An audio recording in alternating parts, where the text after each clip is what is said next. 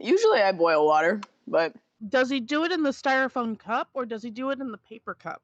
No, he gets ramen packets and puts them No, in a I mean bowl that. with water and then boils them. It doesn't cook right. I hate it. Doesn't cook right. It doesn't taste right. The noodles don't have the right consistency. Yeah, because they are basically al dente. No, they're not really al dente. Because I delicious. cook my noodles al dente because I love al dente noodles. But his noodles come out weird. Brett looked for old men. Oh, did he get the same results that I did? Yes! Oh my god! He's number one. Kayla is number one. However, Brett's number one.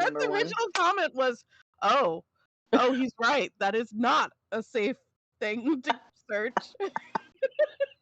Oh man! Oh my god!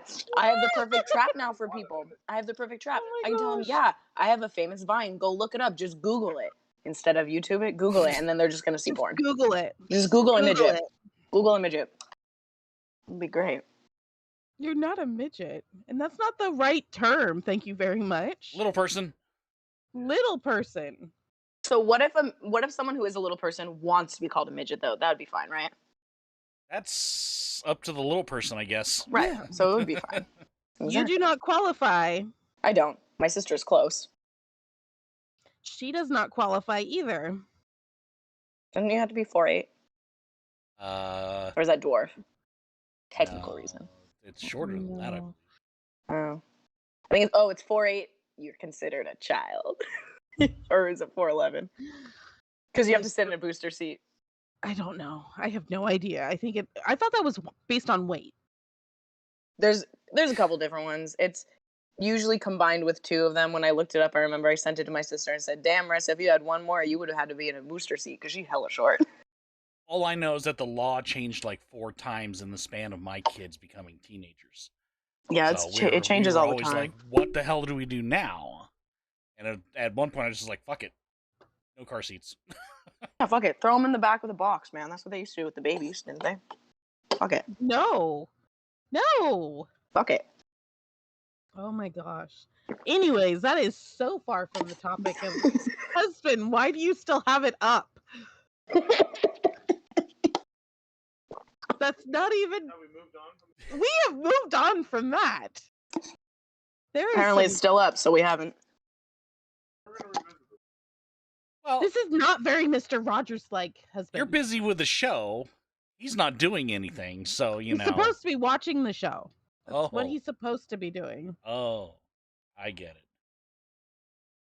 He's watching some other kind of show Right? Definitely. He's watching that witch. in GIF format. Just I Google know it. it's just Google. It's Just still Google GIF it. format. What are we Googling, everyone? What should we tell everyone? None of them were. We're not Did telling he- nothing. Did he miss Okay. a certain health class in high school and he needs instruction now? No, this man is a scientist. He wants to just analyze everything from every angle. It's for research, guys. Research purposes. Research. Definitely sheep analyzing. purposes. Yes, Definitely. strategic sheep purposes. All right, so this is just fantastic. I don't even know how to start tonight's show. So if anybody wants an idea of what we're talking about, please join the Discord. It's already up in the general chat. Yeah, I'm gonna pull that up on my laptop. Just a little background, because those who were in general chat just don't know what the hell, why just some random gift showed up. Kayla was Vine famous and did not realize it until many years after Vine came down.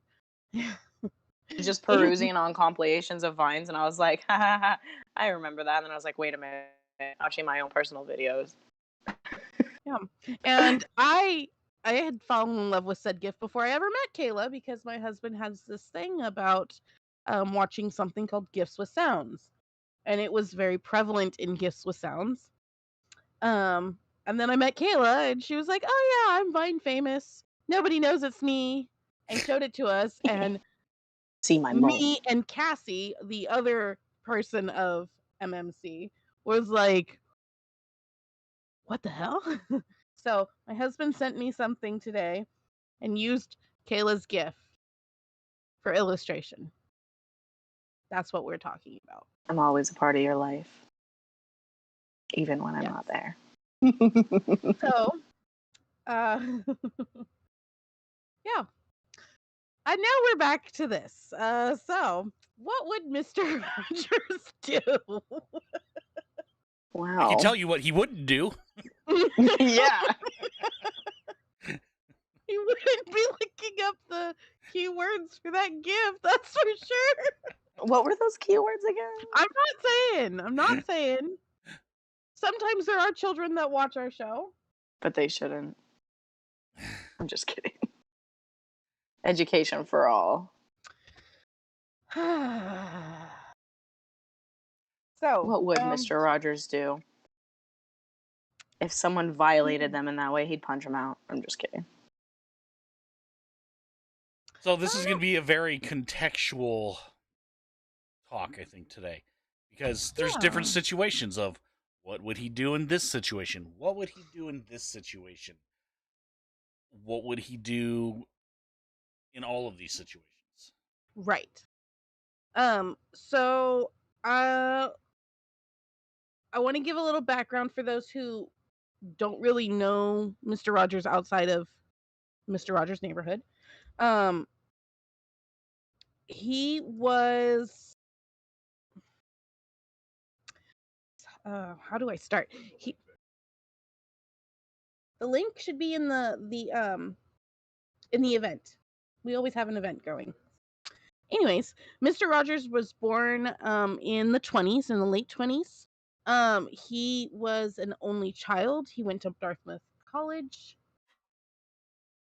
Just husband.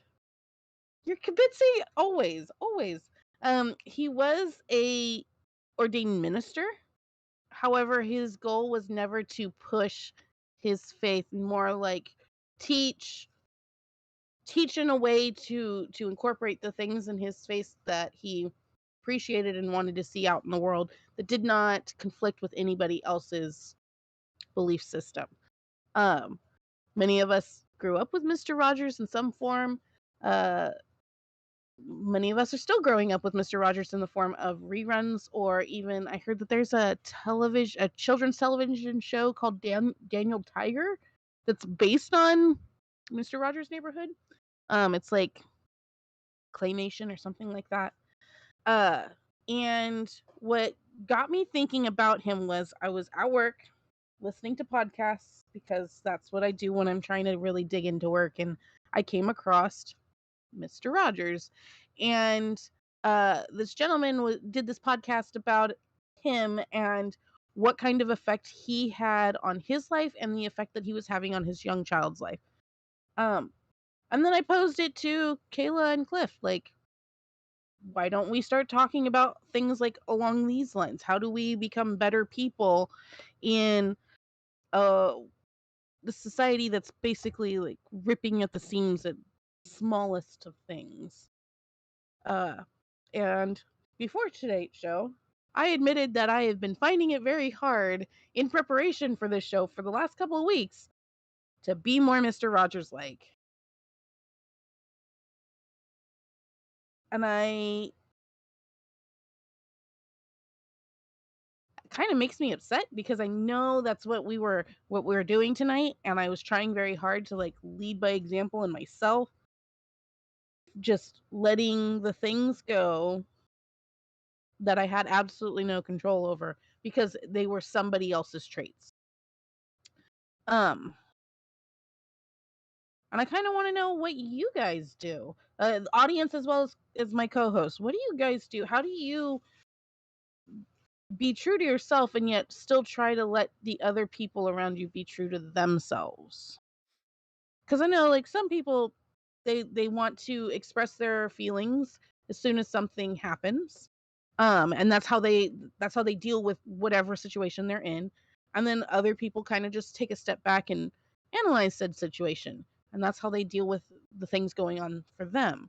What about you guys? How do you guys deal with things? How do you be more Mr. Rogers like?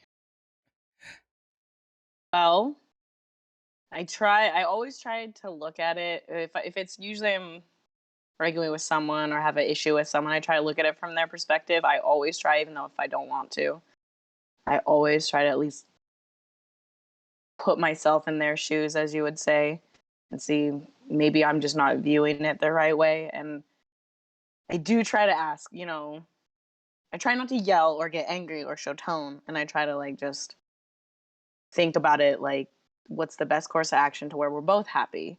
And how can we solve this and resolve it? Whatever it is, being calm. But that never works out for me sometimes. I mean, it works out sometimes, but man, sometimes it's just, I get heated. So I always have to remind myself, if you yell, you escalate the situation because now everyone's going to be yelling. And that's usually what happens. I just have to stop and really think. That usually helps. Thinking. Like you said, analyze the situation.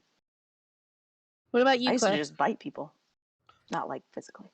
Not physically. Like, say some mean shit. What about you, Cliff? All right, so We got a chomper over here. Oh my gosh. I bit my sister once when I was really young. I'm So gonna she'll tell you I am a chomper. I'm gonna step into the honesty corner here. I don't really try. I know my limitations as far as how I treat people. I know what I can do and what I can't do, and what emotionally I can do and can't do. My wife helps me occasionally by telling me stop being a dick, um, because I often am. It's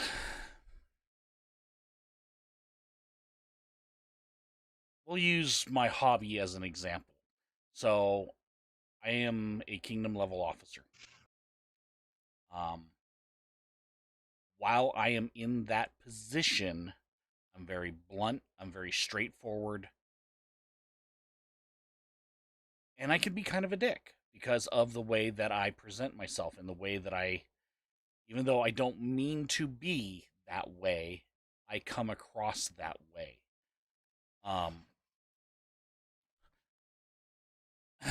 Another thing that I personally believe in, I know this is a real controversial topic. I don't believe that human beings are innately good. When we are born, we have to be taught to be good. Because what's our first instinct? To take. We don't want to share. We don't want to be good. But in order to be good, we have to be taught that particular what's the word I'm looking for? I know what you're getting at. You understand what I'm getting at, but it's Yeah. I'm trying to grasp that too. Yeah. I'm like, that's not to say that we shouldn't X factor try. type thing. That we shouldn't try to be good, but I know how hard it is because it's not really in human nature to be a good person. We have examples of other humans that we follow to try and be good, Mr. Rogers, Christ, Buddha, etc. in psychology, a few years back when I was in one of my classes, we talked about how much like of your personality and traits you get from your parents via like your like your not your physical traits, but more of like your what's the other word for you, like your mental traits, I guess. But like, and there is a percentage of a rough percentage, on average of how much you do get based on like your personality and whatnot from your parents. There's studies they do on that. So I wonder, and also like there are some studies that show that you might have some leanings towards like certain like dislikes and likes and stuff like that are similar to your parents or stuff like that or along lines. And I always find that really interesting. I wonder if it's like, I lost my train of thought. That kind of stuff you kind of have to look at and go, well, is it nature or is it nurture? So from birth to, when we move out of the house, we are influenced by our parents. We're taught by our parents. Even if we have absent parents, that is still something that we learn. Yeah, it's a lesson that we learn. So all of that is on the nurture side. Nature is more like, what are our instincts as a human being to survive? What does it take for us to survive? It takes us hunting and learning those things to help us survive. Cooking food, gathering food, looking for water, making fire. Those are more.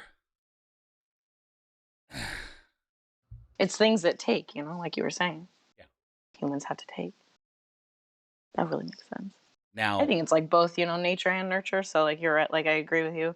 It's right. like you got the both Now, influences. as far as what Mr. Rogers was trying to teach, yes, he was a reverend. He had that background in his religion, in Christianity.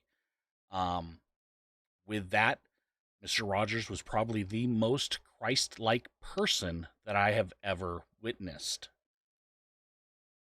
He essentially followed the teachings of Christ, which was the golden rule.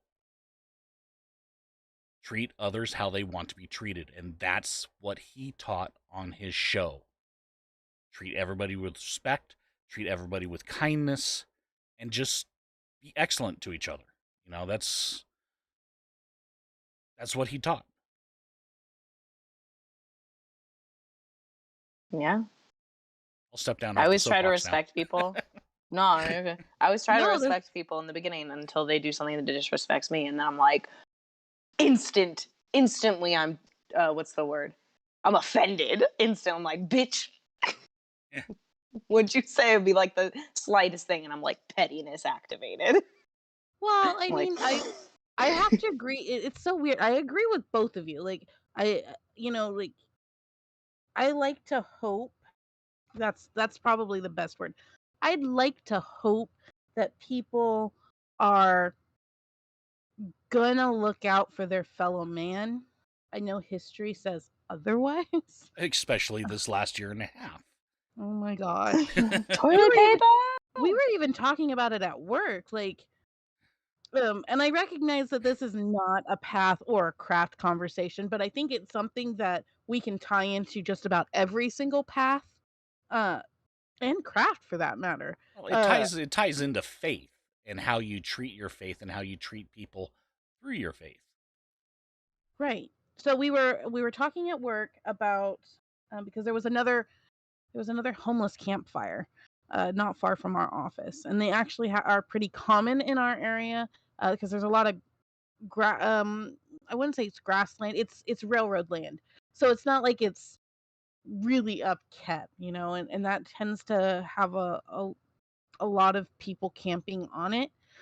So we get a lot of grass fires right there by the office, and we were talking about it and how uh, East Coast versus West Coast handle things. The reason that we were talking about East Coast West Coast is because one of my coworkers is from the East Coast, and they had mentioned that on the East Coast there are places where homeless can actually like come in, and if they become regulars, then they can actually have a space, not just a meal, but a space for themselves until they can actually get up and on their own feet. And on the West Coast, especially here in Sacramento, I don't know of too many places that I was able to pull forth Loaves and Fishes and Salvation Army, which are across the street from each other practically.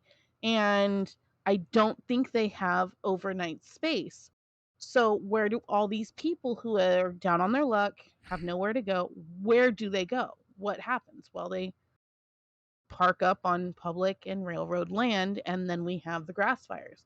Now, for those who may be watching who are not in California, California has a problem with fires, Oh even in the God, yeah. valley, even the There was valley that one we're in. today Oh, there's near my been one house. the last couple of weeks that are just Yeah. they're just going. I am surprised that there's one by your house. Last year there was something going on by your house too, wasn't there? There always is. There's so many people's properties right now are scorched. I was Well, driving out today and I was like, wow, we had a few more. Cool. Well, Yeah. I'm Sarcastic, sure cool. I speak for Brett when I say that if you need to evacuate, you know where we live. Um, you're welcome to crash out on our couch. you'll have to share with the cat again. But we were talking about, what would it take to actually do something about the homeless population? Because it's not like these people don't want to work, they just don't have the opportunity. They can't get cleaned up enough to go and do it, or they have mental health problems, or they have, there's so many different factors. It's not just a work issue, it's not just a monetary issue, it's also a mental health factor or a drug factor, a whole bunch of things that just go in. And one of the coworkers said, the problem is the minute that you say, let's help the people that I see every day, you get labeled as like a socialist or something, and then they just shut down. And my question, I didn't get to ask this question, but my question would have been, when does just wanting the whole to be better a political statement? Why is wanting the whole to be better a political statement? I'm asking that of you two now, because I'm not in front of my two coworkers and I didn't have a chance to ask them, so I'm going to ask you guys. It's when you're all about number one. You don't care about other people. You only care about what you get, what affects you. I am a proud socialist. And I tell everybody that when they ask me what my political leanings are. I'm a socialist. I'm a Nordic socialist, still a socialist. But for a long time, I was actually against human charities. And it took it. My wife slowly changed my mind on that one.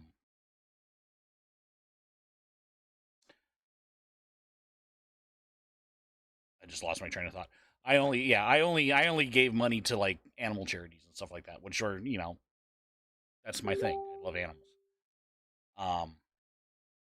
But yeah, it's all about when people start thinking only about themselves that it becomes that issue.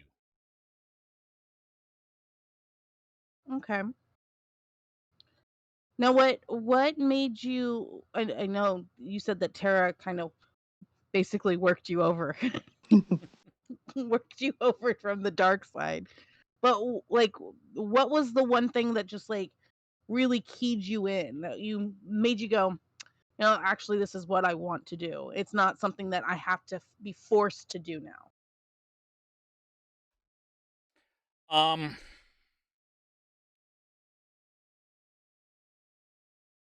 it was I can't tell you if what about a specific event. I do know that my wife has bought strangers groceries. She's bought people across the country groceries, or have sent them groceries. Um, you know, she's donated money to various charities. Saint Jude was one that we always, she used to donate to. Um, we're pretty selective on the human charities that we donate to because a lot of them out there don't do what they say they're. And Salvation Army is one of those. Yeah, Um, I'm pretty picky about my human charities too. yeah, there wasn't. I don't think there was one really all defining moment where I changed my mind. It was something I slowly worked into. I do know that there was. I am not going to call it a pivotal moment, but it was kind of an eye opening moment. When I went up to Portland with some buddies of mine, we were going up to the H.P. Lovecraft Film Festival, and this was over a decade ago. But the homeless population in Portland, even back then, was flabbergasting. I had never ever experienced that level of homelessness before. Not even in San Francisco. It Oh, was wow. it was awful. Just to see the amount of people that were there. But the amount of people that were there, I would say probably good maybe 50 to 60% of them are actually from our area because they get shipped up there. Mm-hmm. You know, Roseville would, bus them out of Roseville into Sacramento. Sacramento would bus them up to Redding. From Redding, they would go up to Ashland and then Portland. Right. Really? Yeah, Roseville got in trouble for it. What the heck? Oh my Well, god, I that's didn't even you know know, that was going on. it's the same problem exists with the jail up there, or the jail in Reading, prison in Reading, There's a whatever. prison in Reading? Oh man, I I don't know anything. Husband, do you know of a prison in Reading? Prison in Reading? He's shaking his head no. Okay. Probably Well, is one. regardless, I think it's probably Prince just of Reading has spoken. yeah. I think it's the Reading jail that the county jail. The inmates get released. They don't have anywhere to go, and most of them Right. become homeless too. And that's Right. why Reading has slowly become a hotbed for homelessness as well. Amongst other things, there's a reason why I don't like Reading. Besides the fact that it's the asshole of California. Lots of Republicans out there. I'm just talking about the I've heat. never been really. I've And driven it's through. really hot. It's really, really hot. Like you can guarantee that if it's like 113 here, it's 118 there. It's always like between 5 to 10 degrees hotter in Reading. It's high country. It's high country. They're I always would blazing it up there. I mean, blazing. not that kind of weeds up there, but it's not that kind of high country. I know. It's blazing hot. I will say that I had something and I forgot what it was. So Kayla, what are your thoughts? Like what would you say where becoming caring about what happens to your fellow man and looking at the whole is the benefit of the whole becomes a political statement. What do you think on that? Kind of confused, not gonna lie. What do you mean? So like Ask me like a fifth grader. okay, so in your opinion, this whole discussion of like helping out the homeless or really pushing for more social reform so that the social ideals become prevalent, when does that become in your opinion, when did that become a political statement, wanting to that your fellow man to be taken care of and whole? That's a good question. It shouldn't really be a political statement, but I guess I don't know. I don't know why my brain just literally is like, I can't compute an answer for this right now. Well, But it's a heavy question. yeah, it is. It shouldn't be a political thing. It should just be. I used to be very.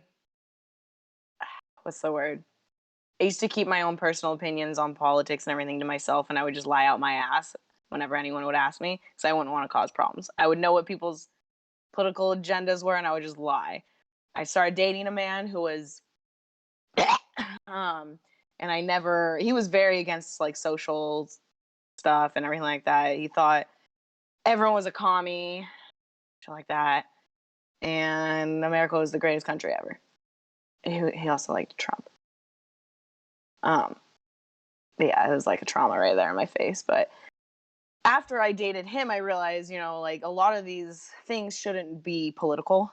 It's more of like human necessity type deal. Like, why should we have to struggle to survive here when plenty of people have the means and money to buy 15 million jets? Like, The husband's looking at me weird. well, tell husband to stop looking at you weird. He'll hear it in a minute. He'll hear it in a minute. Yep. But now he made me forget my train of thought. Tell him that's I'm his fault. sorry. No, it's okay. But I'm gonna try to get it back real quick. Well, while you're thinking of it, I'm gonna move from the macro to the micro. How I'll go back to Cliff so you have time to think about this, Kayla. How, given what you said about the whole society as a whole and how your outlook on human nature in general is, how then do you interact with people on a personal basis? Like, do you go in thinking, oh, these people are out to screw me over, or do you just give them basically the space to define who they're going to be towards you in that in that interaction. So, aside from everything that I just said, I'm also very extroverted. I like people. I like being around people. I give a lot of people the benefit of the doubt. I give a lot of people multiple chances.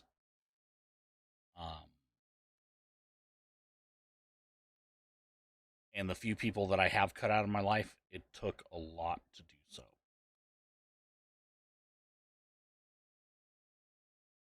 I've become a little bit more guarded in my old age, but not very much. It's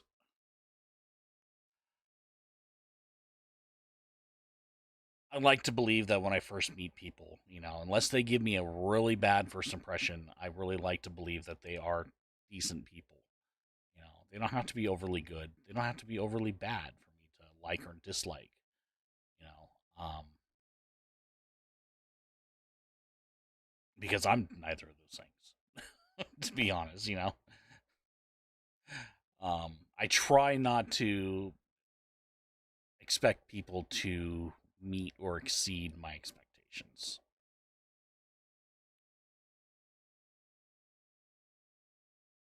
Okay. And what about you, Try. Kayla? Oh. Sorry, gross. You can ask almost anyone. I give a lot of chances. Too many. Even if I do cut you out of my life, a couple years later, I'll probably be like, hey, I forgive you. Because life's too short for a tiny little issue. Especially if it's things like money. I just learned my lesson. Don't give money out, If it's like something that's really like if someone told me that they believe that all gays should not be able to get married or go to hell or something like that, I'd be like, okay, I can't be friends with you. Like that's something that's different. But like if someone just had I don't know, they just kind of told my secret or something on accident, they not on accident, but they straight up told a secret of mine that wasn't too damning or something, or if they never paid me back like $20 or something, just kept pushing it off, yeah, I'd tell them like, hey, this is the issue. I'm never going to give you money again. I don't trust you with this. I don't trust you with my secrets and stuff like that, laying out the boundaries. I used to not do that. I used to just not express how it was, and it would get worse, and Mr. Rogers would express his freaking feelings in a kind way. And what I would do is I would just let it bottle it up. And finally I would just blow up at people and be like, you have done me dirty so much. And I never would. And it's not fair to yes, they fucked me over, but it's not fair to them that I didn't tell them that until the end. And so that's why I also I've become better with that and putting my own boundaries up, but letting people know that's my boundaries, before it gets too far for me personally.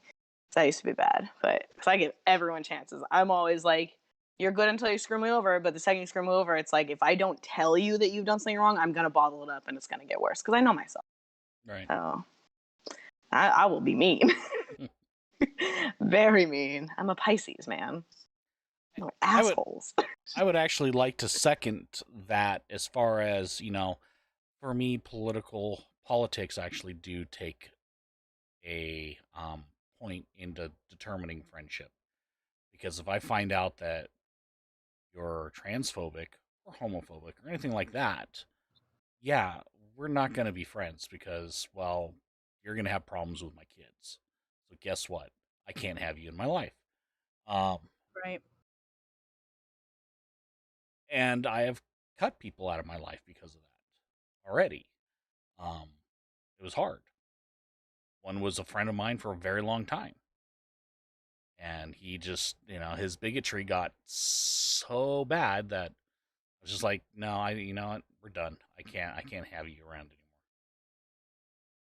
Yeah, I always give the opportunity to correct a mistake or something like that. I'll to explain you seems like you gave him a lot of chances, with his bigotry. But if I can tell that they're not willing to change, or if it's really out of some malice or anything, it's not worth it. But I mean, I always believe there's a teachable moment in everything, and if I try, I tried, and I can say I tried, and that's it. I'm not gonna try forever. Right, and there are teachable moments for certain people. There are certain people that you just can't teach, that just That's true. have gotten it so far in their head they've drinking so much of the Kool-Aid they just can't change. Um, Yeah. and I like to, I would like to say everybody can change. I changed. That means anybody can change, but I know it's Oh, me not too. possible for everybody. And Right. unfortunately, that's when you just have to look at it and go, all right, well, you know what, I just can't do it. You're not willing to change, or Yeah. you can't change, and you need to understand that this is the 21st century. The world is Mhm. changing dramatically, even over the past few years. There's been a lot of change. It's been a fast change, and I know a lot of the older Gen Xers and the Boomers can't keep up. Right. It's hard. The Gen Xers have an easier time of it, but even they still have difficulties. Um, I would say the Gen Xers that accept it the most are probably the West Coast Gen Xers. Those of us who grew up with the LA and Seattle music scene in the '90s. There was a girl I went to school with who transitioned. Um, she is a she now. Um, and they were calling someone out on their Facebook page and calling them, like what's it called? Doxing. Virtue signaling. No, they were doxing, like where they Oh. put their information out and everything like that, and telling Oh. everyone to go harass them. And I was like, that's not cool. And they were private messages. Looking back on, I'm like, okay, fucking call that transphobic bitch out. At this time, it's like fucking call that bitch out now. Like I don't give a fuck. Back then, I was like, no, we can't do that. We can't cause problems with people. Like you're just making the situation worse if you're gonna get everyone on her back. And then I decided to be a troll. Bad idea. And so I used to not be very Mr. Rogers like. I burned some bridges with some friends doing that because I straight up said you have a penis because I'm a bitch. And that was fucked up. That was very transphobic of me. Even though I at the time was like, oh, I don't hate trans people, but I'm making a transphobic joke. It makes me transphobic. Like, I shouldn't have said that shit. Right. And I also saw friends, and looking back, and I was like, that was just because someone was chewing someone else out for something that may or may not have been, doxing, yeah, it's illegal, but like, mind my own business. I could have just, what would Mr. Rogers have done? Not done that. Not fucking done any of that. That was like one of my biggest fucking regrets with that kind of issue. It's I could have taken the high road. I could have just not done anything to either of them. I was just like, fuck you. When it comes to stuff like that, my first transgender friend was gender neutral. And I learned so much from them about the community. And because of that, I mean, I don't know how I would have reacted to my son's transition um, if I hadn't had that educational experience with my friend. Um, it was very helpful, and it helped. I would say it helped both me and Tara. And Tara's was way more open and accepting about it, than I was in the past. But I had that one friend that did the Mr. Rogers thing and didn't automatically label me as a transphobe. They took the time to sit with me and teach me, and they were kind about Hell it. yeah. Well, but I think That's a big deal. it goes both ways. Like the master appears when the pupil is ready. That is a Right. saying for a reason. I Exactly. like that. I'm Like writing that down. somebody has to be willing to change their worldview, their opinion, or their mind about something for that to happen. Right. Like there are some people that just no, that I don't care. That's not, I don't believe that. I don't want anything to do with that. That's not how I'm going to address the situation. And that's fine. They have that right to be a prison within their own mind. And I don't say that as a way to put someone down. I say that in a very academic perspective, okay? Right. If you're not learning, you're not living. It doesn't mean that you have to learn how to craft a blanket, with old world techniques. However, if you're not learning how to better yourself with every experience you've encountered, then what are you doing? Like, you have to be learning. Every encounter is another experience, it's another lesson, no matter what it is. Like you said, even an absentee parent, there's still a lesson there. Right. My math teacher gave me one of the best pieces of advice ever that I always have remembered. And it kind of goes in line. There's like with the absent parent type thing, like there's nothing there, but there's still a consequence, is you don't have to do anything in life, but there's always going to be a consequence to your action or inaction. I always thought that was like the best advice ever. It's kind No of matter what you physics. do. We've always talked thought I about liked that that. before. Like, it doesn't matter if you're working within the spiritual realm or whatever. You're still within a physical realm. Physics still apply. Even in this kind of situation, physics still apply. Inaction, action, they all cause a ripple throughout the universe, right? Like, Right.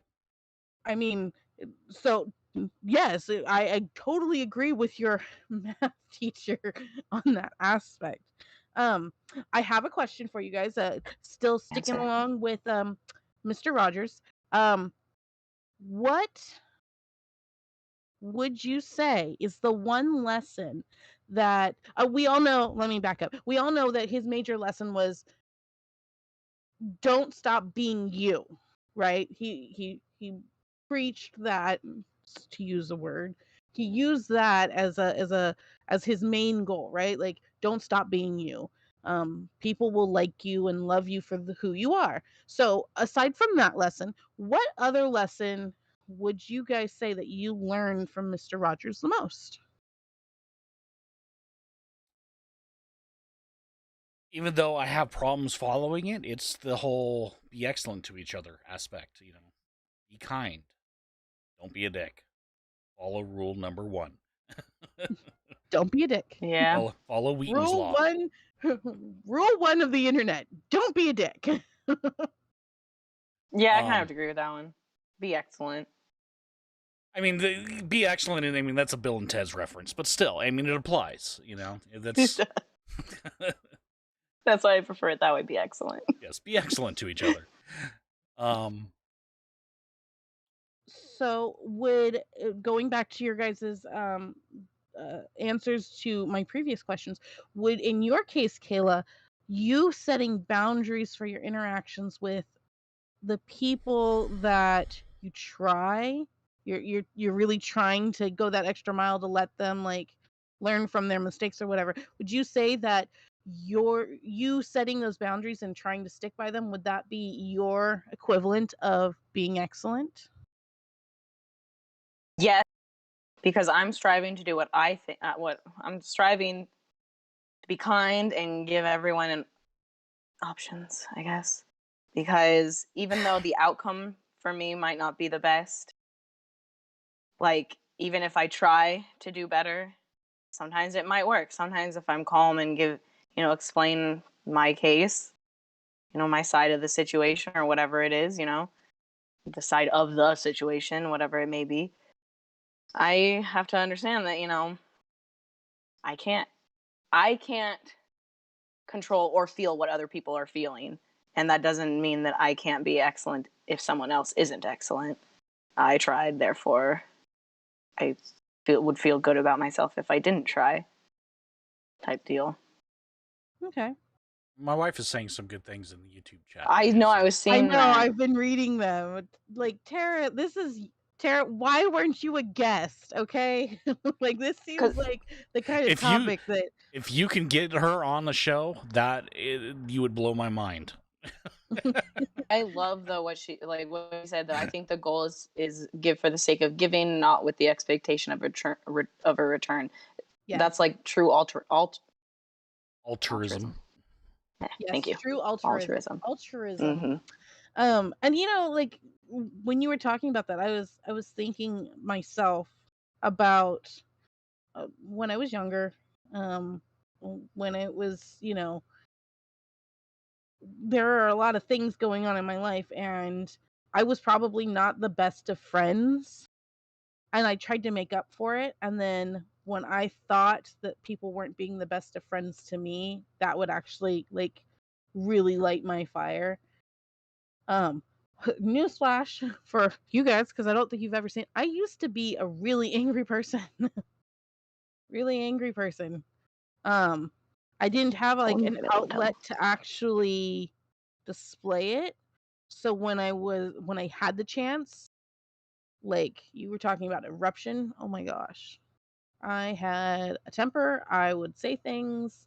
Um, I ruined buffers in my teen years because I would take them against trees to try and get my aggression out, kind of thing. And then as I got older and things kind of came into perspective for me, I realized like you gotta stop having expectations. You like have expectations for myself, not expectations for other people. Because you're right, like I don't know what they're feeling. I can never know exactly how they're feeling. Um I can know how I'm feeling though, and I can deal with that. Uh like giving money, I would give money. I wouldn't lend money. I'd give money because I felt better knowing that I'm helping someone. I may not be helping someone, somebody just might be, whatever. Whatever kind of ulterior motive. But now I don't have that weight, I guess, of seeing that person and thinking, bitch owes me money. I gave them money. I released all control, expectation, responsibility for whatever I gave to them. And I actually helped um at this point in my life. I think that helped a lot when I started thinking about, you know, where I was putting that expectation. Put the expectation on myself, not on other people. It's just like right now, like I may get angry, I might get upset. I don't necessarily get angry, I get upset. I might have a moment where I call up Brett and poor guy has to listen to me vent on the phone for 15-20 minutes as I'm on my way home from work. But I'm not angry anymore. Like just being upset and frustrated, kind of. I'll get upset, like, because it either comes down to somebody didn't value the effort that I put in or the time that I put in or something like that.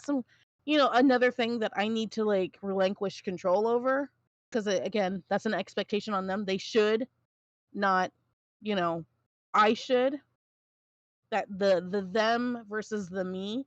Um, but like my whole outlook is, why expend the angry emotion, the angry energy, put that out in the universe over something that's not going to matter in 5 years, something that's not going to matter tomorrow. Like I will go to bed and wake up the next morning fine, not angry, not upset even, because it doesn't matter in the long run. Like, okay, so my cat tore up my vinyl. He tore up the vinyl covers.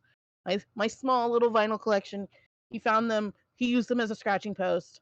I was understandably upset. However, he's a cat. Um, that's my fault for not protecting them better. Like, what else can I do? Not much, you know. So why stay angry? I still love him, you know. I'm still gonna play the record. They didn't damage the records. I mean, he did damage a record, but I mean, it's not like it was a collector's piece or something like that. Why stay angry over it? Like there are moments my poor husband is in frustration mode and he's just like, fuck this, fuck that, fuck the horse it rode in on. And I'm just like, I'm done. I'm gonna go to bed. Because to me, it's like, why get angry over it? It's You it's hard. I with all the things that I have said tonight, you know, I'm judgmental. I'm selfish. I'm self-centered. I'm vain. And like I said before, I can be an asshole. Luckily, I have a very patient wife who points out when I'm being those things, especially when I'm being those things to her and the kids, because it happens quite often. It happened today. But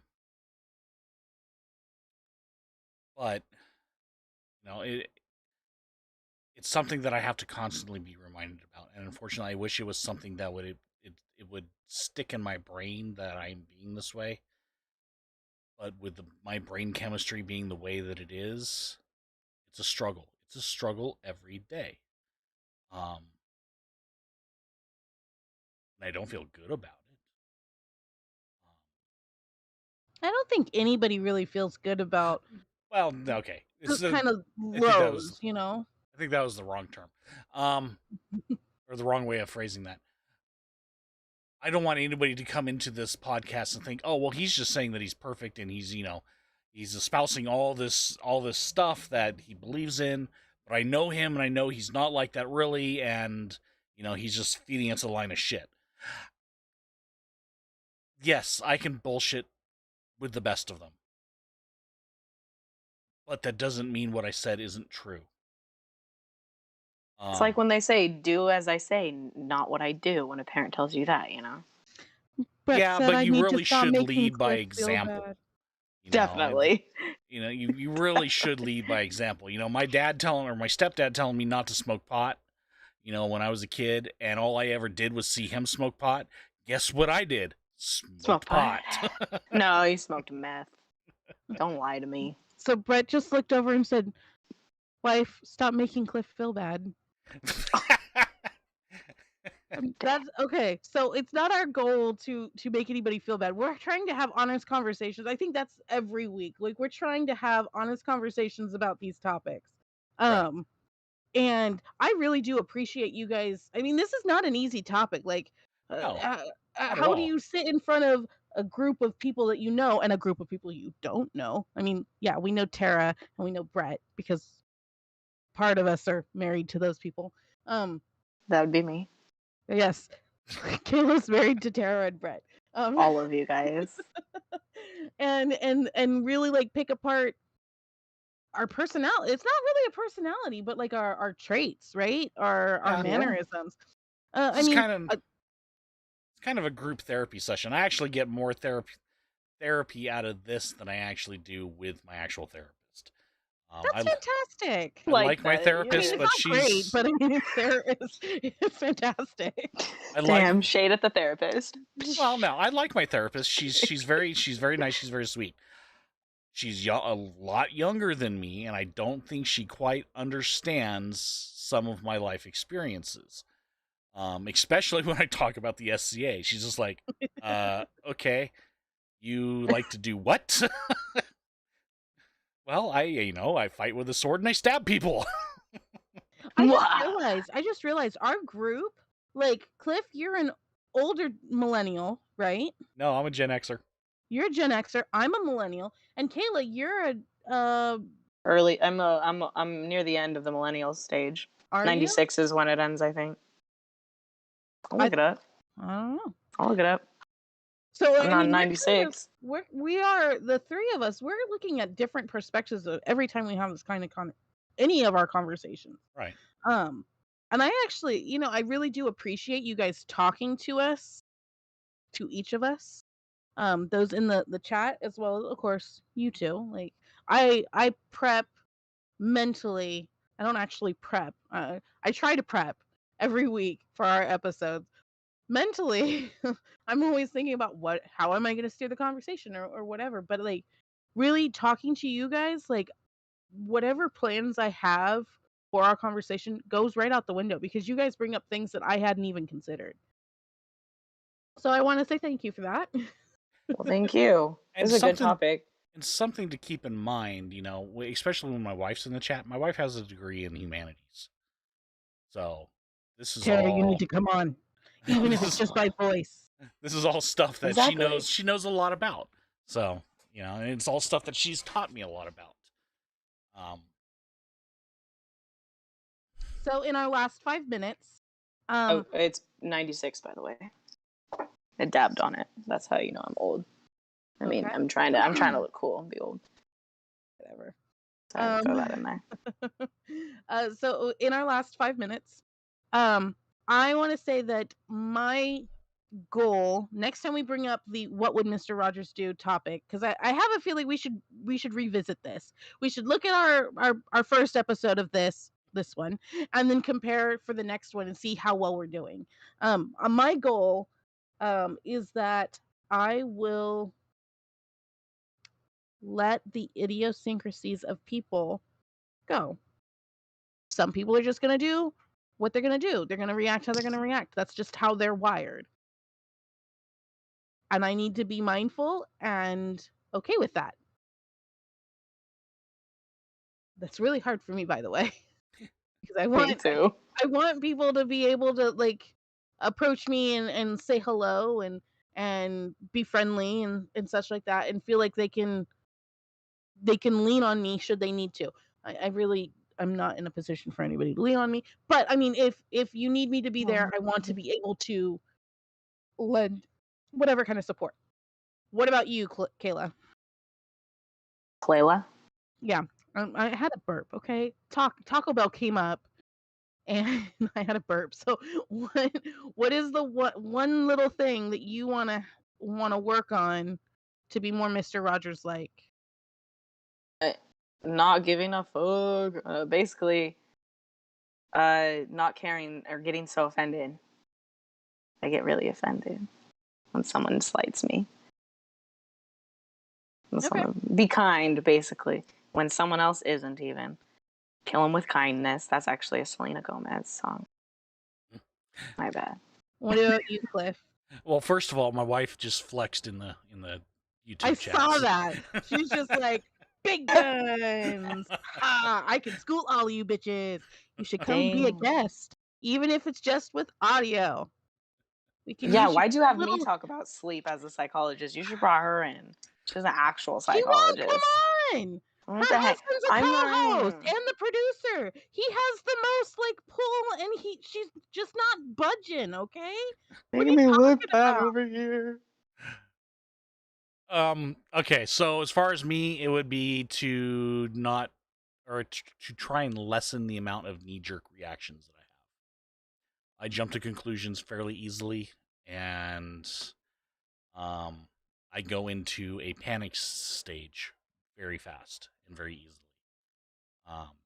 It's something that I need to work seriously on stopping because it affects everyone around me when I do that. Okay.